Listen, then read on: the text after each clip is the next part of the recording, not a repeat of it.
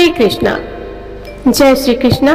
आप सभी को आषाढ़ मास के शुक्ल पक्ष की देवसैनी एकादशी की हार्दिक शुभकामनाएं। इस एकादशी को देवसैनी एकादशी या हरिशैनी एकादशी भी कहा जाता है। पुराणों में यह कहा गया है कि इस दिन से विष्णु भगवान 4 मास तक बलि के द्वार पर पाताल में रहते हैं और कार्तिक मास के शुक्ल पक्ष की एकादशी को अपने लोक में लौटते हैं।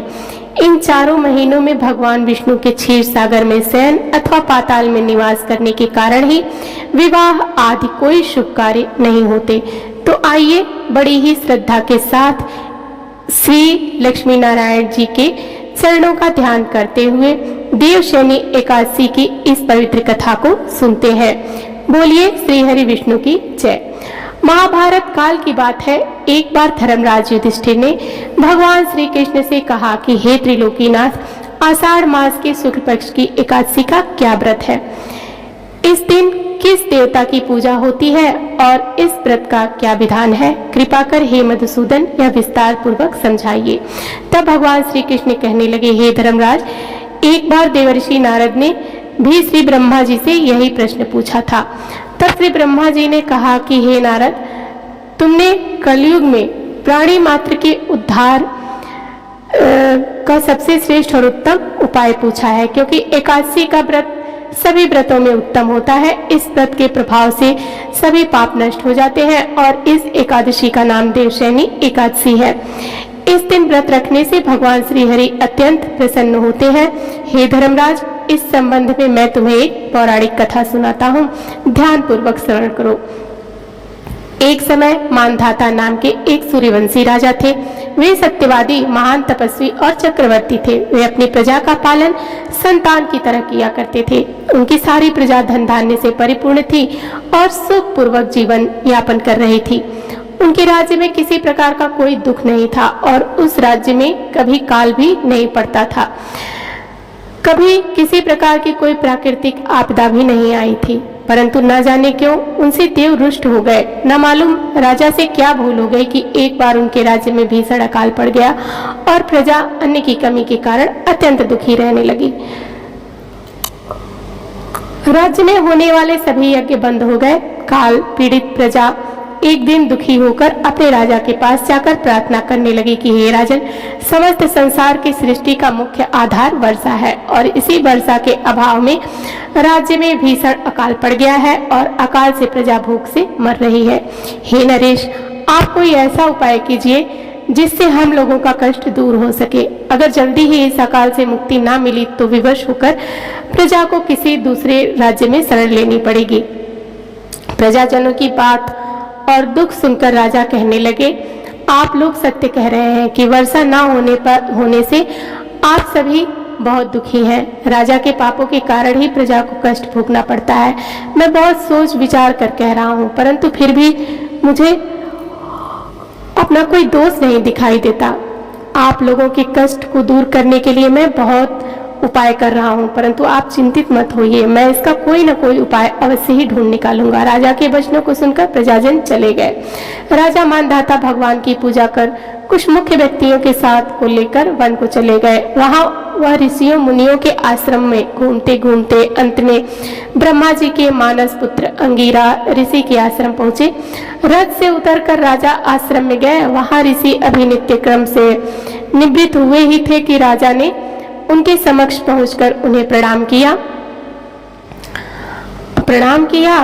ऋषि ने राजा को आशीर्वाद दिया, फिर पूछा, हे राजा, आप इस स्थान पर किस प्रयोजन में पधारे हैं, सो कहिए।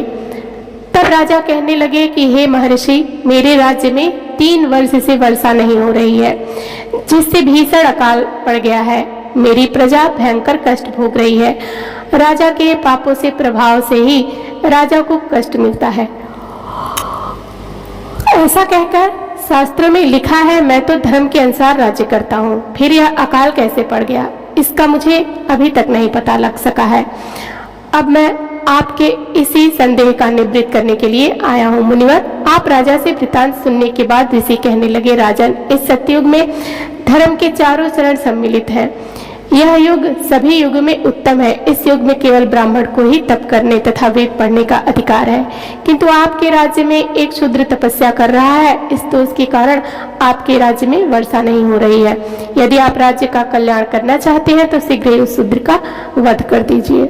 जब तक आप यह कार्य नहीं कर लेते तब तक आपका राज्य अकाल की पीड़ा से कभी मुक्त नहीं हो सकता। ऋषि के वचनों को सुनकर राजा कहने लगे कि हे मुनि श्रेष्ठ, मैं उस निरपराध तप को करने वाले शूद्र को कभी नहीं मान सकता, क्योंकि किसी निर्दोष मनुष्य की हत्या करना मेरे नियमों के सर्वदा विरुद्ध है और मेरी आत्मा इसे कभी किसी स्थिति में स्वीकार नहीं करेगी। अतः हे मुनिवर, इस दोष से मुक्ति का कोई उपाय दूसरा हो तो बताइए। राजा को विचलित जानकर ऋषि कहने लगे, हे राजन, यदि आप ऐसा ही चाहते हैं तो आषाढ़ मास के शुक्ल पक्ष की देवशैनी नाम की एकादशी का विधान पूर्वक व्रत रखो।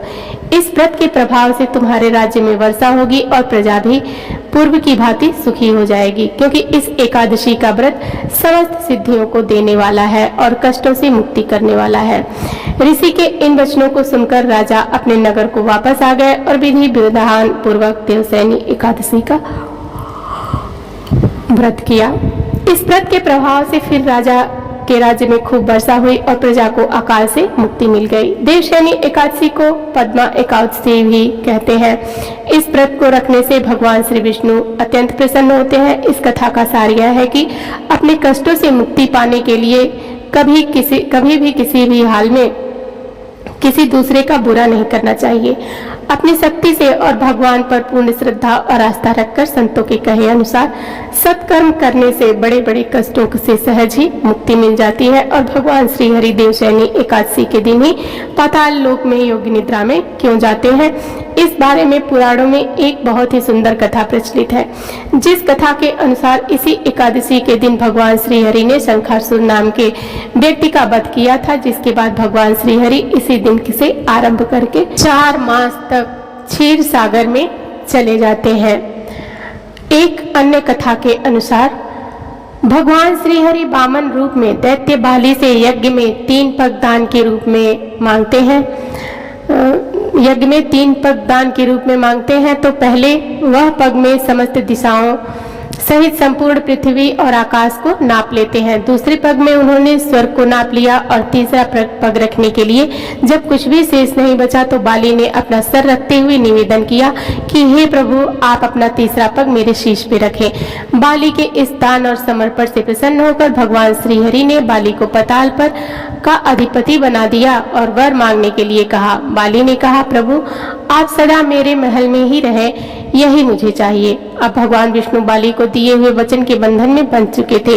ऐसे में जब भगवान विष्णु पाताल लोक में निवास करने लगे तो माता लक्ष्मी जी भगवान श्री हरि की पत्नी है, वे बहुत दुखी हुई। इधर सृष्टि के संचालन में कार्य में भी बाधा आने लगी। तब भगवान विष्णु के अनुपस्थित रहने के कारण माता लक्ष्मी बहुत दुखी हुई और उन्होंने बाली को अपना भाई बनाया। बाली के से भगवान को वचन मुक्त करने का अनुरोध किया। तब इसी दिन से भगवान विष्णु वर का पालन करते हुए वचन का पालन करते हुए 4 महीने तक देवशैनी एकादशी से लेकर देव उठनी एकादशी तक पाताल लोक में निवास करते हैं। अतः देवशैनी एकादशी का सौभाग्य की एकादशी के नाम से भी जाना जाता है और मोक्ष की इच्छा रखने वाले मनुष्य को इस एकादशी का व्रत अवश्य करना चाहिए। बोलिए श्री हरि विष्णु की जय। अब सुनेंगे एकादशी माता की कथा। प्रेम से बोलिए एकादशी माता की जय। सतयुग में मूर नामक एक भयंकर दैत्य था। वह बड़ा बलशाली और भयानक था। उस भयानक और प्रचंड शक्तिशाली दैत्य ने इंद्र, आदित्य, वसु, वायु, अग्नि और समस्त देवताओं को पराजित करके स्वर्ग से भगा दिया।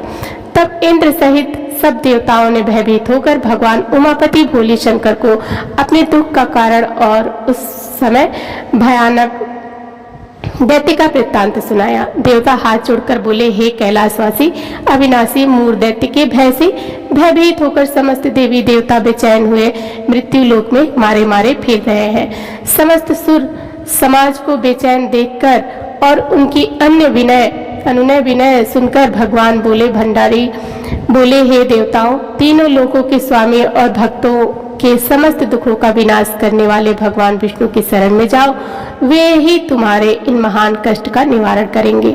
भगवान शिव जी की यह बात सुनकर इंद्र आदि समस्त देवता एकत्रित होकर क्षीर सागर, जहाँ शेषनाग की सैया पर भगवान कमलापति शयन कर रहे थे, वहां जा पहुंचे। वहां पहुंचकर भगवान विष्णु को सोते हुए देखकर सभी देवता हाथ जोड़कर और नतमस्तक होकर स्तुति तथा विनती करने लगे।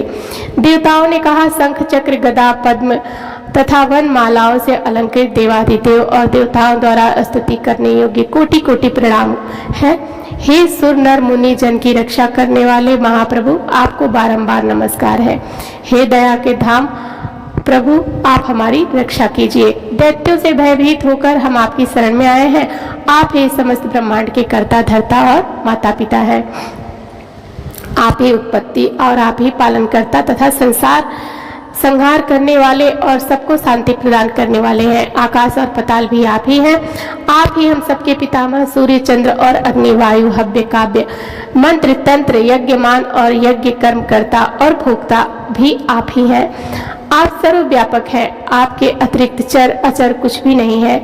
हे महाप्रभु, दैत्य मूर ने हमें पराजित करके स्वर्ग से भगा दिया है। अब हम सब देवता इधर उधर मारे मारे फिर रहे हैं। सो हे मधुसूदन, आप उन दैत्यों से हम सबकी रक्षा कीजिए, रक्षा कीजिए। देवताओं की यह विनती सुनकर भगवान कमलापति बोले, हे सुरो, ऐसी मायावी दैत्य कौन है?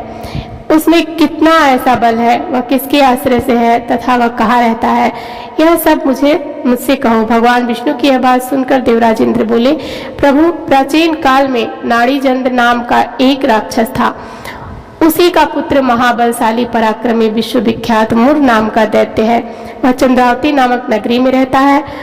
उस महाअसुर ने समस्त देवताओं को स्वर्ग से निकालकर अपना अधिकार कर लिया है। वह स्वयं इंद्र अग्नि वरुण कुबेर यम आदि सबके स्थान पर अपना आधिपत्य जमाकर और स्वयं सूर्य बनकर प्रकाश करता है। हे असुर निकंदन, उस दैत्य का संहार करके हम सब देवताओं की रक्षा कीजिए। हम सब आपकी शरण में हैं। इंद्र के यह वचन सुनकर भगवान कमलापति बोले, हे देवताओं, तुम घबराओ मत, मैं शीघ्र ही तुम्हारे शत्रु का संहार करूंगा। तुम सब अब चंद्रावती नगर को चलो। समस्त देवताओं के सहित भगवान विष्णु भी चंद्रावती नगर को चल दिए। उस समय दैत्यराज मूर दैत्य सेना सहित सभी युद्ध में बड़े अभिमान से गरज रहा था। उस महादैत्य की घोर गर्जना को सुनकर सब देवता भयभीत होकर चारों दिशाओं में भाग खड़े हुए। यह देखकर स्वयं भगवान विष्णु रणभूमि पे पहुंचे।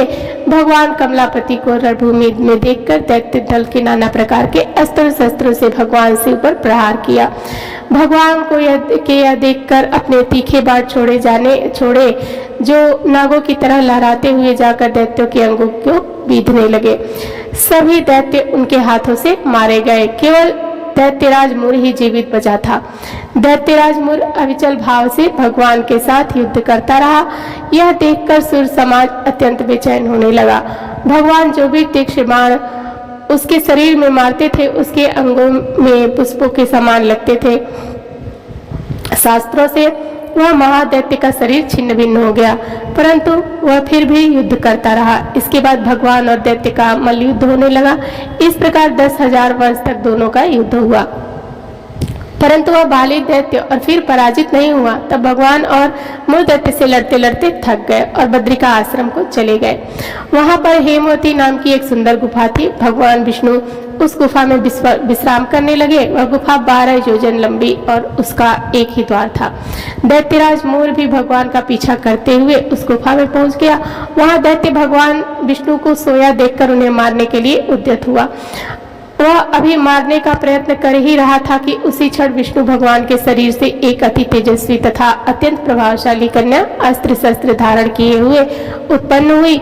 उसी कन्या के बल पराक्रम को देखकर आश्चर्यचकित हुआ मूर उसके साथ युद्ध करने लगा। उस कन्या के युद्ध कौशल पराक्रम तथा वीरता को देखकर दैत्य ने विचार किया कि इस कन्या को इस कन्या को इतना भयानक युद्ध करना किसने सिखाया है? यह तो बड़ा भयंकर युद्ध करती है। अभी विचार कर ही रहा था कि उस प्रभावशाली देवी ने एक ऐसा बाण मारा जो दैत्यराज का रथ टूटकर चूर चूर हो गया। देवी ने उस अस्त्र शस्त्र को काटकर टुकड़े टुकड़े कर दिए। अब वह भयानक दैत्यराज मोर मल्ल युद्ध करने लगा, परंतु देवी ने धक्का मारकर उसे मूर्छित कर दिया। जब वह दैत्य मुझसे जागा तो उस कन्या ने उसका सिर काट डाला। इस प्रकार वह दैत्य तो पृथ्वी पर गिरकर मृत्यु को प्राप्त हुआ और बाकी दैत्य भयभीत होकर पाताल लोक को भाग गए।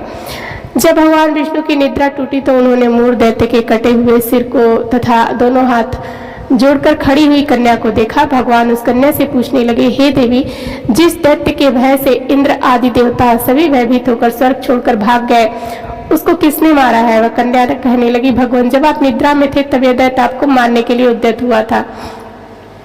उस समय आपके शरीर से उत्पन्न होकर मैंने इस दैत्य का वध किया है। यह सुनकर भगवान बोले, हे देवी, तुमने इस दैत्य को मारकर देवताओं का महान उपकार किया है, अतः तुम इच्छा अनुसार वर मांगो। तब वह देवी बोली, भगवान, यदि आप मुझे वरदान देना ही चाहते हैं तो दीजिए। यह दीजिए कि जो मेरा व्रत करे उसके सब पाप नष्ट हो जाए और वह अंत में मोक्ष को प्राप्त हो। रात्रि को भोजन करने वाले को आधा फल और एक बार भोजन करने वाले को उसको भी आधा फल प्राप्त हो। जो मनुष्य भक्ति पूर्वक मेरे व्रत को करे वह निश्चय ही आपके लोक को प्राप्त हो। जो कोई मेरे व्रत में एक बार भी भोजन ना करे तो उसको धर्म, धन और मुक्ति प्राप्त हो। भगवान ने कहा, हे कल्याणी, ऐसा ही होगा। मेरे और तुम्हारे भक्त एक ही होंगे और वे जीवन में सभी सुखों को प्राप्त करेंगे तथा अंत में मेरे लोक को प्राप्त होंगे। क्योंकि तुम एकादशी को उत्पन्न हुई हो अतः तुम्हारा नाम एकादशी होगा। तुम मुझे सब तिथियों से प्रिय हो, इस कारण तुम्हारे व्रत का फल भी सभी तीर्थों से अधिक फलदायी होगा। भगवान के ऐसे उत्तम वचनों को सुनकर वह देवी अत्यंत प्रसन्न हुई। भगवान कृष्ण ने आगे कहा, युधिष्ठिर, सब व्रतों में एकादशी व्रत का फल सर्वश्रेष्ठ है। एकादशी व्रत करने वालों को मैं मोक्ष पद देता हूँ, उसके शत्रुओं का नाश एवं समस्त विघ्नों को नष्ट करता हूँ। यह मैंने एकादशी की उत्पत्ति का सब वृत्तांत बताया है। एकादशी पापों को नष्ट करने वाली तथा सिद्धि देने वाली है। जो मनुष्य इस एकादशी महात्म्य को पढ़ता एवं सुनता है उसको अश्वमेध यज्ञ का फल प्राप्त होता है। प्रेम से बोलिए एकादशी माता की जय। तो दोस्तों, आज की कथा यहीं पर समाप्त होती है। कथा अच्छी लगे तो हमारे चैनल को सब्सक्राइब, वीडियो को लाइक और शेयर जरूर करिएगा। मिलते हैं अगली वीडियो में। धन्यवाद।